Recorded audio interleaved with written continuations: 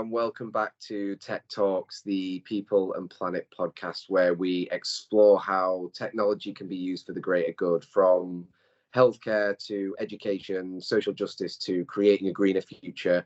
We're covering it all right here on Tech Talks. I'm Tony Marsh, and today we've got a very special guest with us, Pierre Salvy from Cambrium. He's over there as the head of engineering. Cambrium is pioneering a biomaterials company that is revolutionizing the way we think about sustainable solutions.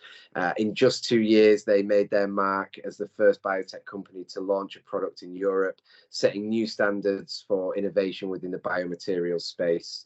Their mission goes beyond just introducing things like skincare products. They're really committed to replacing unsustainable materials like plastics and paving the way for a more sustainable future. With a focus on diversity and inclusion in their hiring practices, they're really creating a team that reflects the world that they're aspiring to change. In today's episode, we'll delve into the heart of Cambrium's mission, and Pierre will share his insights on their journey and plans for the future. We'll explore how they plan to achieve their mission, their inclusive hiring practices, and the vital role of education in driving collective action towards sustainability. So join us as we dive into this world of biomaterials and discover how Cambrium is leading the charge towards a more sustainable future. Pierre, welcome to the show. Before we do dive in to the incredible work that you're doing over at Cambrium, it'd be great to get a bit of an intro from yourself and what you're doing at the moment over there. Yeah, absolutely. Thank you very much for the intro, Tony. It's a pleasure to be here speaking with you. My name is Pierre. I'm the head of engineering at Cambrium. To set some context, so I'm originally from France. You might hear it from my accent, where I studied applied mathematics in one of the French engineering schools. And then I worked a little bit on the West Coast with Total and Ameris. We're making jet fuel using beer yeast. So it was like pretty sci-fi and exciting. And I decided to continue working in that domain. And I got a PhD in computational biology in EPFL, which opened me new ways of thinking about all this exciting tech. And basically, I met Mitch and Charlie, the founders of Cambrium, a bit more than 2.5 years ago. They were interested in my research. We started talking. We decided that first, we liked the same things. We had the same values, and we were all interested in using these technologies that we know to create a better future, in particular with respect to materials. And that's what I will probably be talking about today. Cool. No, sounds great. So I guess could you give us a bit of insight then on Cambrium's mission and how that overall kind of aligns with the larger goal of creating a sustainable future? Yeah, I think the best way to talk about this is how when you pitch your company to your friends, your grandma, potential investors, your measure of success is like when they try to summarize to you what they have understood, like whether or not what they tell you actually matches what you think, right? And I think the best I've heard so far is, oh yeah, guys, you're doing AI for drug discovery, except that you don't do drugs, you do materials. And I think it's a good catch-all, right? It's a good summary. The longer pitch is basically whenever there's like a material innovation, the world changes, right? That's why they named the Bronze Age, the Iron Age, etc. And right now we sit in this sort of hybrid steel plastic age, and we need to move out of it because it's really messing up the world. Biology creates awesome materials, been doing that for like 2 billion years. And proteins are basically the most abundant responsible for this material performance, right? They're basically programmable polymers, and Cambrium was started to use these polymers to reprogram the material world. And in a nutshell, what we do is we design these proteins in the computer with mechanistic data models. That also means AI, right? And then we ferment them in a big vat, the same way you would make beer, and then we scoop them up and sell them. Roughly. We also have a bunch of cool robots that help us do that at a high throughput. But basically, that's what we do. Cool. No, it sounds super interesting. So, as I mentioned before in that little intro, so Cambrium were the first company in Europe in the biomaterial space to launch a product within the first 2 years of business. That first product on your side of things was a skincare product, right? So I guess as a biomaterials company, what challenges did you face in developing and launching a skincare product so early in your, at the start of the business within Europe, and how did you kind of overcome them? Yeah, it's a very good question. I'll skip over the obvious that biology is hard, like everybody knows this. But the question is like, how do you tackle this hardness, right? I think the real problem beyond that is really, if you lay out what we do on the table, we look like a bingo card of hardcore deep tech and sci-fi concepts. And that really confuses people, right? Because if I tell you we use AI for protein design using synthetic biology in an automated laboratory, everybody's like confused and unsure about what you just said. But beyond the joke, there's like actually a lot of complicated ideas playing together there. And so finding the right words to express clearly and simply what we do has been really, really hard. But it's like a muscle, right? Like the more you pitch, the more you improve. And you also educate the people you talk to, the same way they educate you when you talk to them, right? So basically, the more we're throwing ourselves at the real world, the more we're learning and the better we are getting at, explaining to people why we think what we're doing is important. Another challenge that's super important to mention, I think, is regulation, right? Like regulations in Europe, Sure. Everybody knows, are something that are, they're big. We're generally proud of them, and I think we should be, because they really allow the Europeans to be preserved from bad influences of some ill-conceived objective of some businesses, right? So I think they're really important, but of course they make your work way harder, right? So yeah, I think we decided that we're okay with this compromise because we are really happy about the idea of also putting out there a product that has a trust statement for our customers, right? They will see made in EU, made in Germany, and they know that we went through the extra hurdles of the European and German regulations to get them a product that's safe for them. And for us, it's really important. Yeah. And the last one I think we had not anticipated is some people will just not take us seriously with respect to our timelines. Really, we tell them the product is ready and we're not launching it in X weeks. And they're like, get out of my face, But then usually that's solved when you actually get them the product in there and they're like, okay, you are not kidding. No, we're not kidding. We did this in less than 2 years and that's insane. Yeah. Cool. Well, yeah, congratulations on that. As you say, it's pretty insane and extremely good going. So yeah, excited to kind of sort of see how that kind of sort of continues on your journey. I guess in addition to creating products that Cambrium is focused on disrupting with its biomaterials. Yeah.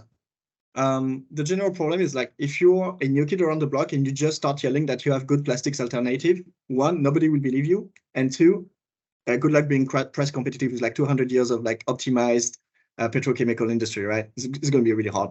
So we can't start by doing this unless you have infinite money, but that's obviously not the case of everyone. So that's why we started in personal care, because it's a very innovation-driven industry, which is also very welcoming for disruptive ideas, right? So that's why we started with collagen for cosmetics, right? And that's also the reason why we plan to tackle fashion as our next general industry. The general idea, again, the recipe is you want to go for a field that has fast product cycles with economics that allow high added value products, right? And then you work your way down the price, the pricing down to commodity chemicals so that finally you can do sustainability with an impact, right? And that means plastics ultimately. But again, it would be awesome if you could start there. The reality of economics is you can't, so you have to do these steps in between. Yeah. Yeah, no, that makes total sense. Obviously, probably a little frustrating from your side, but I guess necessary steps to get to the end goal, I guess, in that sense. So you've obviously been successful, from our kind of sort of previous conversation. You mentioned, it's been a successful in terms of hiring and a diverse and inclusive team, which is always really great to hear from a recruitment standpoint. So can you speak to the company's hiring practices and how they've kind of sort of contributed to that success in building such a, as I say, a diverse and inclusive team? Yeah, sure. I think first and foremost, you need to be aware that this is even a topic. And I'm still surprised in 2023, sometimes I meet people and they're just so oblivious to this, right? And, first reaction is what? And second reaction is hey, have you thought about this? But once you start thinking about this, actually a lot of tools that are at your disposal, and it's not rocket science, right? I think the biggest bang for your buck, for example, is checking my writing for job descriptions.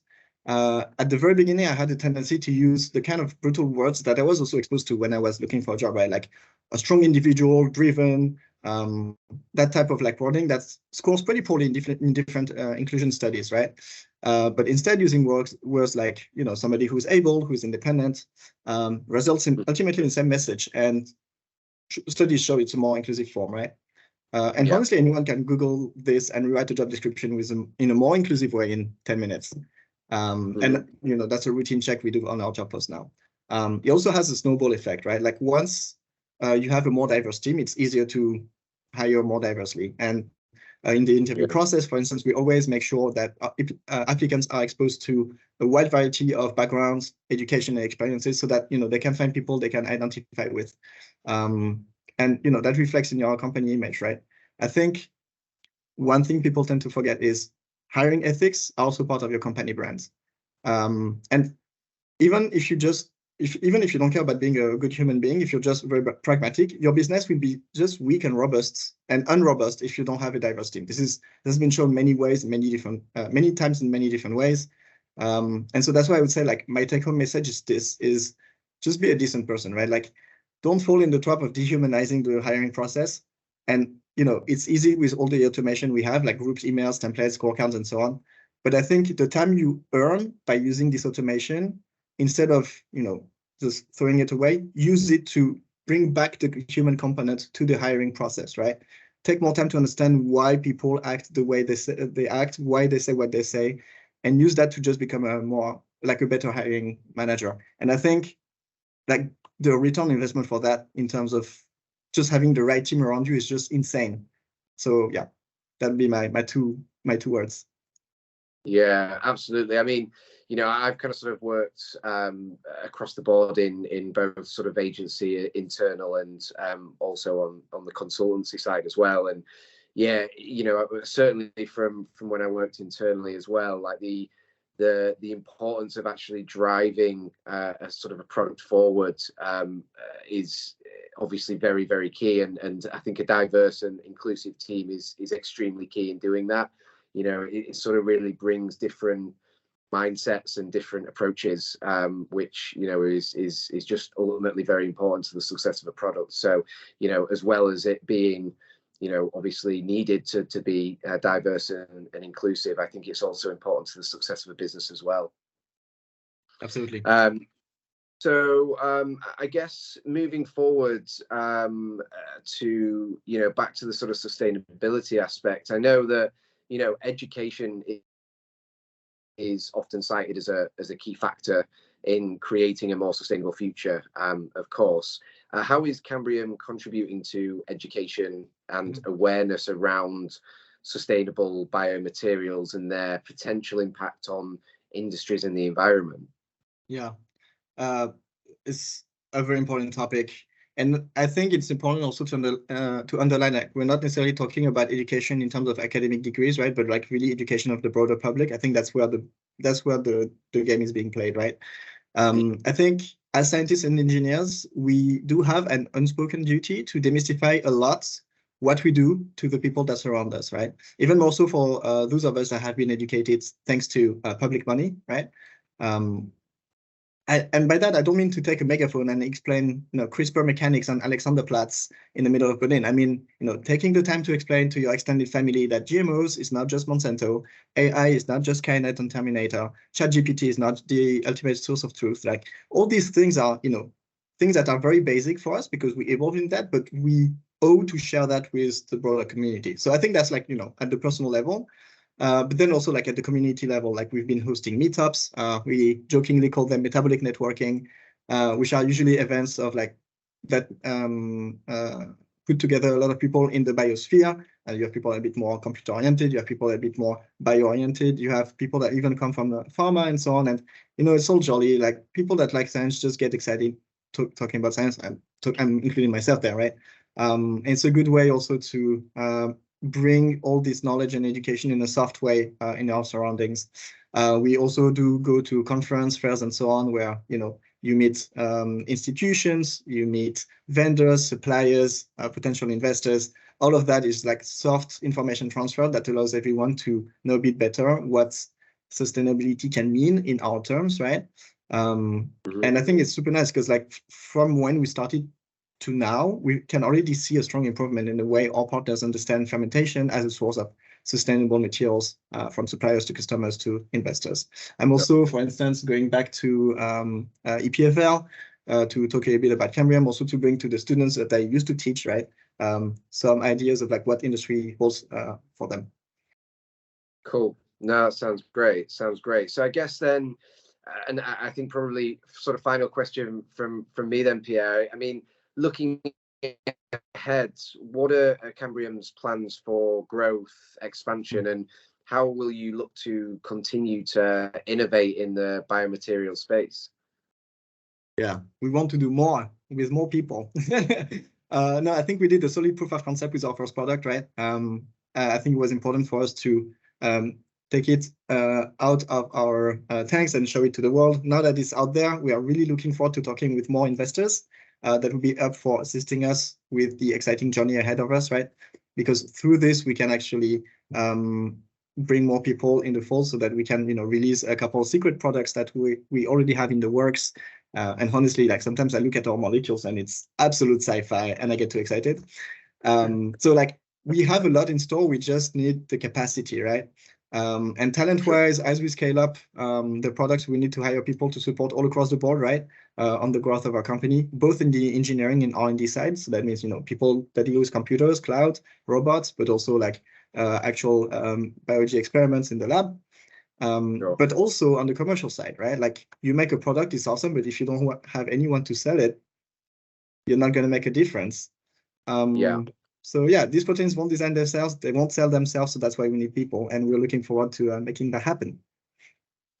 Sure, great, excellent. Well, I think that pretty much wraps up today's episode of Tech Talks, the People and Planet podcast. We hope you found this conversation with Pierre, the head of engineering at Cambrium, inspiring and informative.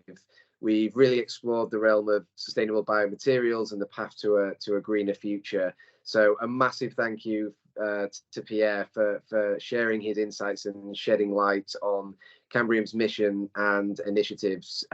If you've enjoyed this episode, don't forget to subscribe to our podcast and leave a review. Any feedback is really greatly appreciated. So join us next time as we continue our exploration of technology's potential for positive impact on the world. We will delve into new realms, uncovering innovative solutions and talking to new visionary change makers. So stay curious, keep innovating, and thanks again, Pierre. It's been an absolute Many thanks to you, Tony. Many thanks to you. Cheers. Thank you.